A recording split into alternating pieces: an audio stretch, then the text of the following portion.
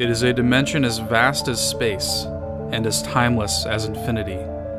It is the middle ground between light and shadow, between science and superstition, and it lies between the pit of man's fears and the summit of his knowledge. This is the dimension of imagination.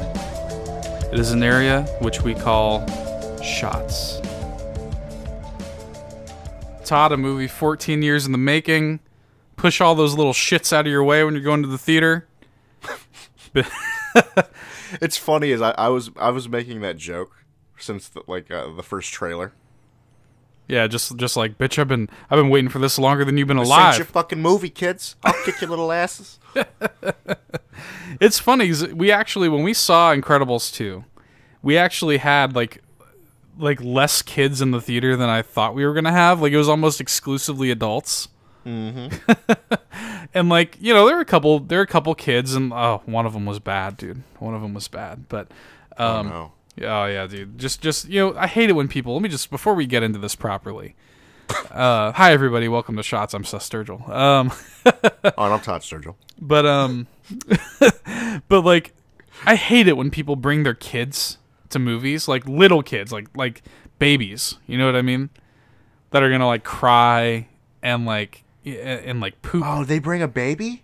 They brought a baby, dude. Oh no! So in Get a key babysitter, scenes, assholes. I hate it when people do that. In key scenes, the baby's crying and shit like that, and they're sitting there telling the baby to shh, and I'm like, what the fuck are you? You're the one that brought it. News at 11, babies cry. You know what I mean?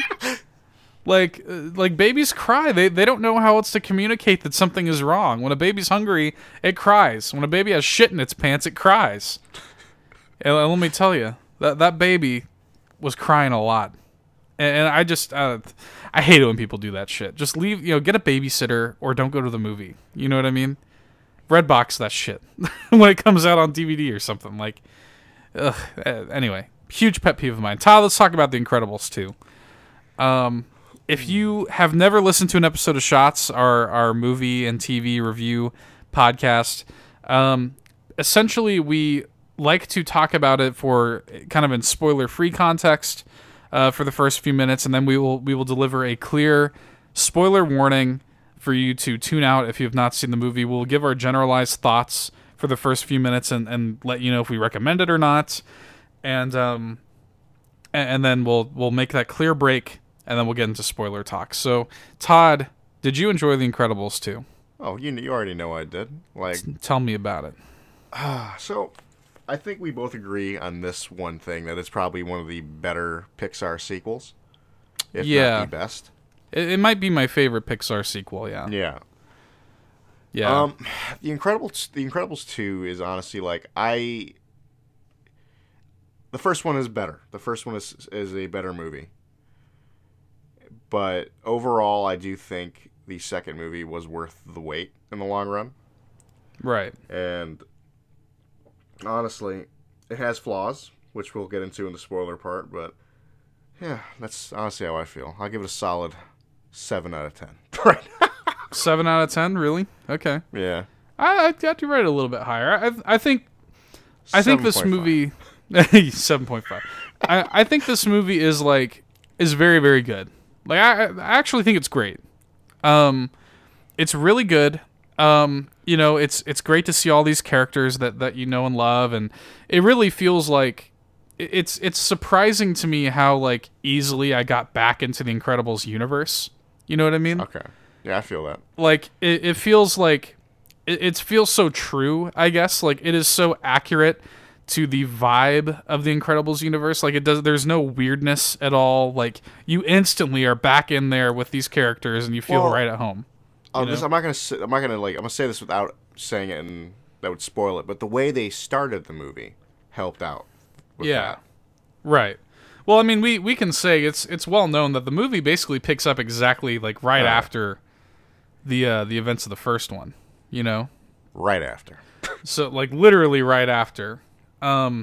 So I think that was really effective. Actually, when we were talking about when you were saying it's probably the best Pixar sequel, I was actually thinking about that. I kind of want to look at the Pixar sequels and compare. Okay. So, obviously Toy Story 2, which I don't know. I think I might like Toy Story 2 more than The Incredibles 2. Now, Toy Story 2 is real good. Ooh. We've got Cars 2, which I have no opinion about. I don't like the Cars series. I'm with you on that. Fuck Cars. We've got Monsters University, which it's good. But for me, Monsters University is it's like good. It's very fun. It's hilarious. That movie's so funny. Love that movie, but it's not as good as Incredibles 2. And then we've got Finding Dory. Finding Dory is where I'm like, I actually haven't seen Finding Dory. What? I haven't watched it. Finding Dory is really good. I know. I heard good things. I just haven't watched it. Oh, dude, Finding Dory is really good. You gotta watch Finding Dory. Watch it with me, Seth. Dude, I am down. I'm like totally down to watch Finding Dory with you. Is it on Netflix? I think it's on Netflix. Is it on Netflix? I think so. Anyway, that's a tangent. I think what I would say, just to put this into context, I would say that my favorite Pixar sequel is probably Toy Story 2. And then I would say Finding Dory, Incredibles 2, and then Monsters University. Okay. I think that's how I would rank, for me, the Pixar sequels. And here's why. So, the meat of my opinion of Incredibles 2, it's very good. It's good. It's great. I really loved it. I think the movie's very funny. But I think, for me, the thing that kind of makes it fall flat a little bit is the fact that, like, Pixar movies... The thing that separates Pixar movies from other animated movies is the fact that Pixar movies have a point. Pixar movies have a message. You know what I mean? And I think that I think that this movie for its first half has a good message that it is driving home really well, and I think it handled the message that it was trying to tell really well. And as I was watching it, I was like, oh wow, because I can really relate to it. You know what I mean? Yeah. And I don't want to go too deep into it because I don't want to spoil anything. But I was like, oh wow, like this is really hitting home for me. This is really effective. Yeah. And by the time you get to the kind of final acts of the movie, it just the story gets in the way of itself, and it just completely kind of throws it out the window, and there's at that point no emotional hook to the movie at all anymore. You know? Like, it completely eschews everything that the first half was setting up, and there's no longer any emotional hook to the movie. There at no point in The Incredibles 2 do you really, like, feel it. You know what I mean? Like, it's cool, it's great. I like the things that are happening. I like all these new characters that they're introducing, but I could have cared about it more. The movie set me up to bat to really care about what was happening, and I did not care about it as much as I could have. Does that make sense? Yeah. That's like my only way. I'll get more into it in the spoiler section. That's the only way that I can really say that without spoiling it, is that I think that this movie has some massive unused story potential that I think really could have given it an emotional edge and really driven home the message that I think they were setting up at the front of the movie. But that being said, the movie's hilarious. The movie is fun. It is gorgeous. We would be remiss not to mention Jack. Oh. Who is used to great effect in this movie. And I can totally see them doing a spin-off just all about Jack. You know what I mean? Oh, Lord. Here's the deal. I got to see Jack when he grows up. Dude. And that's the thing, like, oh, that'd be great. I got to see that. You know what I mean? Like, I got to see Jack's, like, prepubescent years. You know what I mean?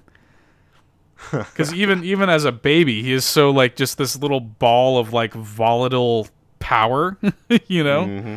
The just unpredictable, volatile power. I got to see what this kid's like when he's, like, an awkward teenager. You know? Mm-hmm. I also just really enjoyed all of the characters. I liked the villain. Or really the, you know, we're not going to get into the spoilers, but I liked the way that the villain is presented, I guess. Yeah. The villain of this movie is called Screen Slaver, which I think is a great name. And I love all the character names, like Screenslaver and Underminer and shit like that. Great. Reflux. Yeah, Reflux, Void, like the kind of great, like cheesy, superhero names. But I really think that Screenslaver is an interesting, it's not something that hasn't been done before. We've seen this sort of like the villain who, you control the screens, you control the world, basically. That vibe, but it's done really cool here. Even if we've seen it before. There's a twist, I guess, involving the villain that we'll get into more in the spoiler section. But so I can't really talk about it too much more. But I do want to talk about for a second, like I guess like the kind of like the overarching story. To not spoil it, the setup for the story is essentially that we meet this character because superheroes are like illegal. And this happens in a lot of different superhero mythology where like, superheroes fuck shit up. You know what I mean? So we need to ban superheroes, essentially. This happened in the Marvel universe, basically. Like this shit always happens. And in the Incredibles universe, it's no different. But there's this guy played by Bob Odenkirk, who I always love some Bob Odenkirk. I'm just hearing Saul Goodman the whole time. He even looks like Saul Goodman. Who wants to kind of reclaim superheroes and blah blah blah, and he wants to legalize them again, and he does so by starting off with privatizing kind of superheroes with these cameras and their masks that can kind of show the perspective of the superhero. Because when you see that, all the public sees is all the destruction that a superhero leaves. They don't see what happens from the superhero's point of view. You know what I mean? I think that's basically just stole the line directly from the movie. Right. So that's essentially what he says. Exactly. So yeah. So he puts these cameras in their masks so that they can actually see from the superhero's point of view and kind of show that they actually did have the best intentions and blah blah blah. So I think that's a great premise. He does so by kind of the olive branch extending his Elastigirl. Because you can't really. Mr. Incredible is just going to make a bigger mess. You know what I mean? So he starts off with Elastigirl, and it's funny because it creates this vibe where, like, Mr. Incredible is left at home with the kids to be Mr. Mom, essentially, and she's off doing all this great stuff. And like I said, the first half of the movie is really capitalizing on that in a really big bad way. And then when the story starts to come to a head and we get into the plot twist and stuff like that, that's when it starts to like kind of lose itself a little bit. But how did you feel, I guess, about like the story of this one compared to the story of the first movie? Because I think that when you're talking about a sequel, I think it's important to compare and contrast, especially this sequel, because this movie, 14 years in the making, picks up right where the last one left off. I think there is a lot to be said. I think there's a lot of reason, I guess, to look at the first one when you're talking about the second one. You're not wrong. Because I mean, think about it. The story of the first one is all about kind of the relationship between Mr. Incredible and Syndrome, right? Yeah. And I think that's kind of what I like more about the first one than this one, just to give a little bit of context as to why I think the first one's a better movie, is because that thread is ran throughout the entirety of the first movie. Yeah. And it's such an interesting thing. It's just because like he basically created his own supervillain. Well, he created his own supervillain, and he created basically the worst things about himself. Yeah. You know what I mean? Made real in Syndrome and stuff like that. And I think that is a really interesting. The first Incredibles movie is such a like send up / parody of all of the basically what would really happen if superheroes did this. You know what I mean? Yeah. And I think that also the best Fantastic Four movie that we'll ever get. Right? Oh, it definitely is. It's nice to have that vibe of like a superhero family. You know what I mean?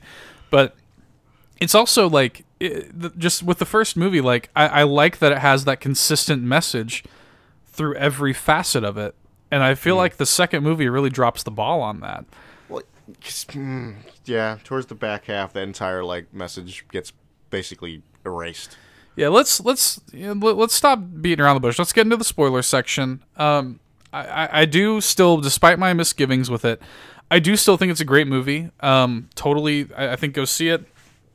Be careful. I think they have now placed this warning in the movie. There is a lot of let's how do I say this? There's a lot of like flashing imagery. Yeah, in the movie, they gave an epilepsy like seizure warning shit. Yeah, there's an epilepsy seizure warning, which I think they caught a lot of flack of because I think before the movie was released publicly that was not present. Yeah, I'm honestly surprised that they didn't. Honestly. Yeah, I think when that movie first was being like screened to the press and stuff like that, there was no epilepsy warning, and so they caught a lot of flack for that. But yes, there's a lot of like flashing imagery, so be careful of that. I'm gonna be real, like that kind of thing doesn't usually bother me.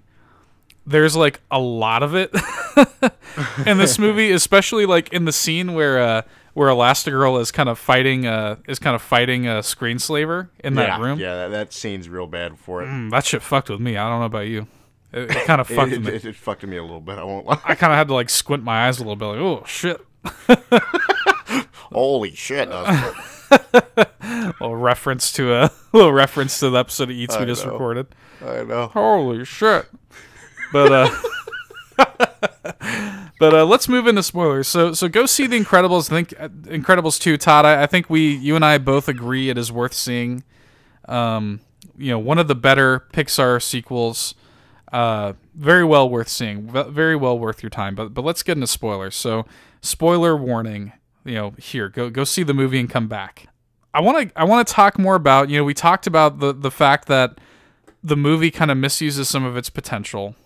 It sets up all this whole vibe in the front half of the movie where, Mr. Incredible kind of feels like, I guess, incompetent a little bit.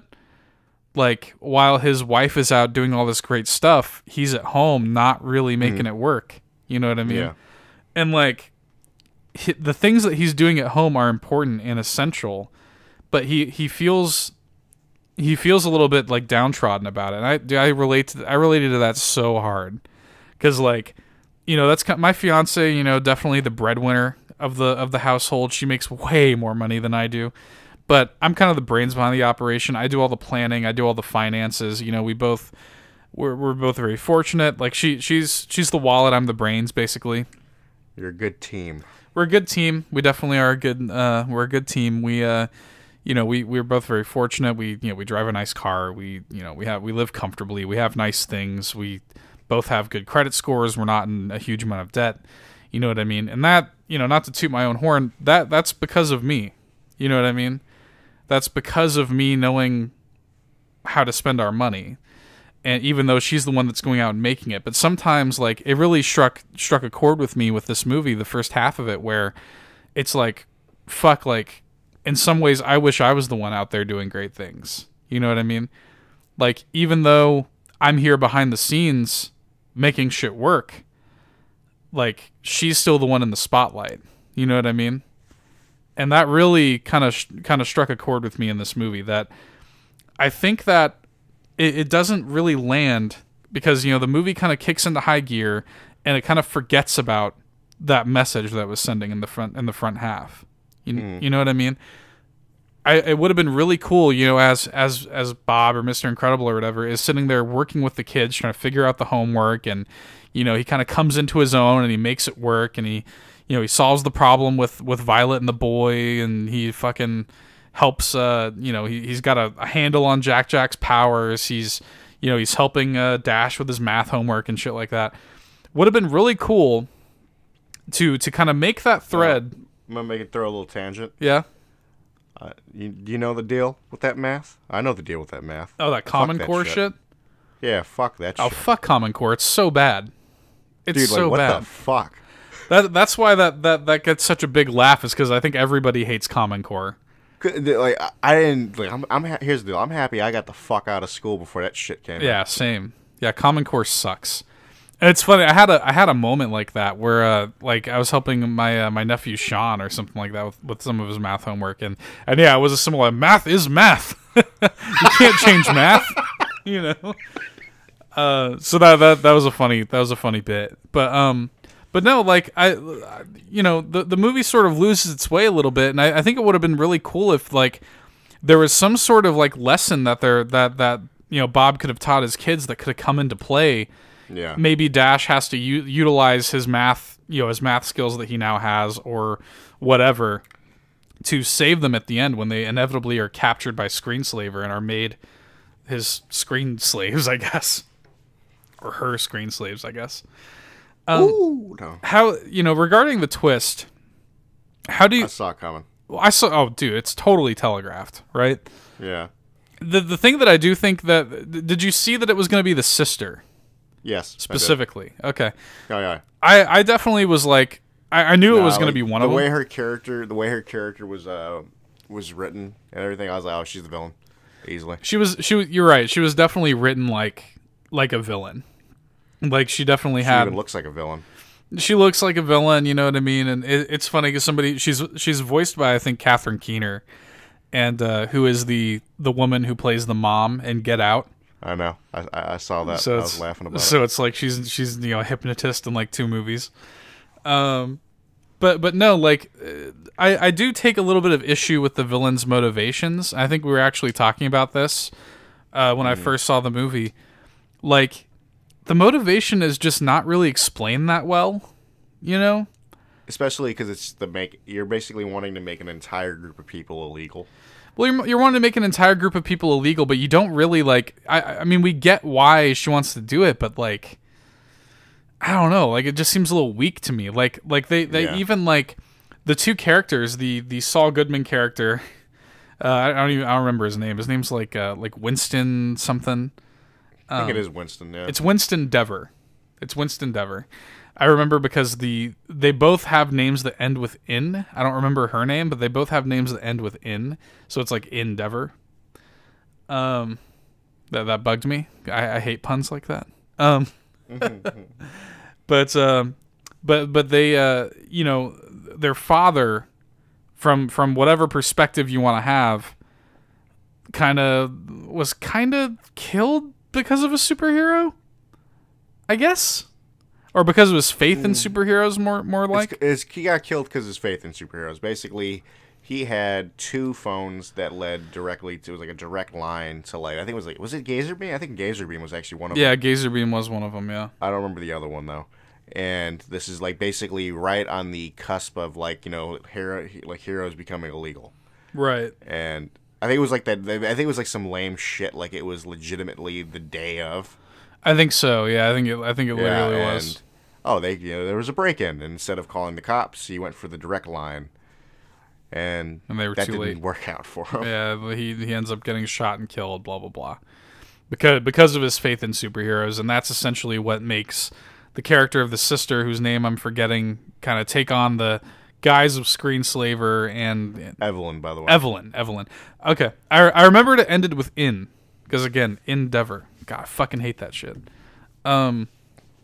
It's like when they were Dan and I were making this joke when they were gonna, DC Comics was like, oh, we're gonna reveal the Joker's identity, and I was like, oh, it's gonna be some guy named Joe Kerr. I hate that shit, dude. That would be fucking terrible. I would fucking cry. Did you ever hear about what happened with that, by the way? What? It turns out, spoilers, I guess. It turns out there's actually been like 3 Jokers. Yeah. I read it. And yeah, I heard about that. Yeah. Did they even like identify any of them? Or not really. No, like they had all this build up. That's kind of been DC's MO here lately. Is they? It's like this. The whole bullshit going on right. This is a tangent. It's like the whole bullshit right now. The whole thing with like Batman and the wedding. Catwoman. Yeah, the wedding. Yeah. And it's not happening. Yeah, it didn't even happen because like if Batman's happy, you can't really be Batman. Basically, I was like, you were marketing on that shit, like the Catwoman. They were marketing on the wedding, and it's like, oh, fuck you. Oh, I have in comic book stores actually. When I was down to see Dan, I have like this wedding invitation. You are cordially invited type shit to the wedding of like Bruce Wayne and Selena Kyle. And there's all this build up, and it doesn't even happen. That's been kind of DC's MO for a while now, especially with Rebirth. And like, you know, you can take it or leave it. You know, you can argue that like the journey is more important than the destination, and really, like, you know, it really wouldn't have worked. I think I was starting to like the idea of Bruce as a married man. I was starting to like think like, oh, that would be interesting. But, you know, in a way, they are kind of right. If Batman, I mean, yeah, if Batman's married, he kind of can't be Batman in the same way. But that's a tangent. Anyway, tangent aside, I guess I just felt like the Evelyn's motivations were a little weak and not explained enough. Yeah, because she, you know, they even touch on it slightly, like when they start to talk about, they start to, her and Winston have this flare-up argument for all of 2 seconds, and they just drop it. You know what I mean? Mm-hmm. I would have really liked if they let that scene go on, let that argument go on, really let them explain their points. You know what I mean? Because, like, really, I'm like, what was Winston's angle on that anyway? Why does Winston not feel the same way? You know what I mean? Because it is basically just look at them and they're the exact opposite. It's like, oh, she saw it that way, he saw it the way that, like, if there were heroes, it wouldn't have been a problem type bullshit. And then it's also weird because, like, at the end of the movie when, you know, they fucking catch her, you know, and they arrest her, like, it's also weird because, like, Winston's a little menacing at the end, and you almost get the vibe that, like, he's not really on their side anymore. Yeah, it's weird, yeah. And I'm like, well, what's your perception on all this now? Like, I don't know, like, the characters are just, like, a little underbaked. And the story, I think, really gets in the way of the interesting things that the plot was that was being said in the beginning. And those, you know, for me, like, those are really kind of crippling things. And that's why I think ultimately, you know, even though I think the movie's still great, it ultimately is not quite as good as it could have been, you know? I do want to shout out all of the new, like, hero characters. No, fuck that. Before we do that, I need to shout out the greatest movie fight of all time. Jack and the Raccoon. Yes, that shit was great. That shit was incredible. Yeah, it was great. Jack alone is just, I could talk about that shit. I really do want to see him older. Yeah, I do too. That would be awesome. Yeah, I got to see the person Jack becomes. But because I need him, like, it was the whole thing with Edna. I was just about to say, we got to see him with Auntie Edna. Oh, yeah. Oh, dude, that shit right there, I need a running relationship with them. Like, that's fantastic. Yes. It's incredible. Like, the moment that he, like, polymorphed her, like, her face, basically, onto, like, his face. Holy shit. Oh, dude, just, we were talking about this, just that moment where they're, like, walking down the hallway and he's got that lollipop. Oh, yeah. It's just like the mannerisms. He's got like all the mannerisms down and shit. It's like, what the hell? So good. So fucking good. And like he just the kind of like the volatile nature of his powers and shit like that. So good. Yeah. Used to really good effect. And then like crafting the perfect suit to handle his bullshit. Yeah, like whenever he like turns into that fucking like rage fire demon or whatever, it like it's mainly so it's when he goes fire, like when he combusts. And it's just like combustion incoming. It's like, what? Right. When he combusts, like it makes this blueberry lavender or whatever foam come out.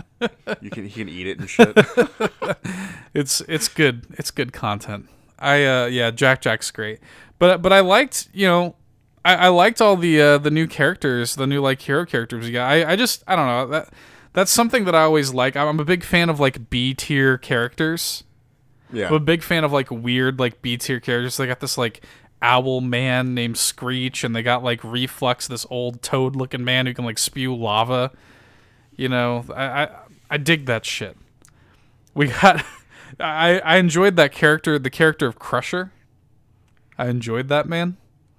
Oh, you want me to uncrush? It's like when you punch somebody, do you unpunch? He was good. He was good. Yeah, that scene with him and Mr. Incredible was good. But so the movie has all these great, you know, these great characters and great moments and stuff like that. You had to have like a sequel to Frozone and his wife. Oh, of course, you get that little taste. I do like that there's more Frozone in this movie. Oh yeah, because Frozone's awesome. Yeah, I do like that we get more Frozone, and I will say this: the moment that the moment that Screenslaver is starting to enslave all the heroes, that is like a creepy kind of moment. You know what I mean? Oh yeah. Like when they come to the house. Oh, it was creepy as shit. And it like the moment they got Frozone, it was real creepy. Yeah, the moment they get Frozone, it's like, oh shit. You know what I mean? But yeah, no, I mean, we could sit here and spitball about individual moments all day. Ultimately, oh, definitely. To summarize my thoughts, ultimately, great movie, great sequel, really enjoyed it. Not quite as good as it could have been. Yep. So I don't know. Would you agree with that? Yeah, I definitely agree with that. Anything else that you wanted to kind of shout out real quick before we wrap this up? I think that's it. All right, cool. Incredibles 2, go see it. Good movie. We enjoyed it. Get fucking dunked on. Bye. See ya. Hey, thank you so much for listening to Nerd Bourbon this week. We appreciate your support. And if you liked what you heard and you want to hear more, why not follow or subscribe to us on whatever service you're listening to us on. We're also on pretty much all of the social media channels. And look, we would deeply appreciate it if you told a friend about us. If you got a friend who's into this sort of nerdy stuff, let them know. Spread the word. We don't pay a dime for marketing this show. And your word of mouth is the only way, really, that we have to grow. So until next time, you've been listening to Nerd Bourbon.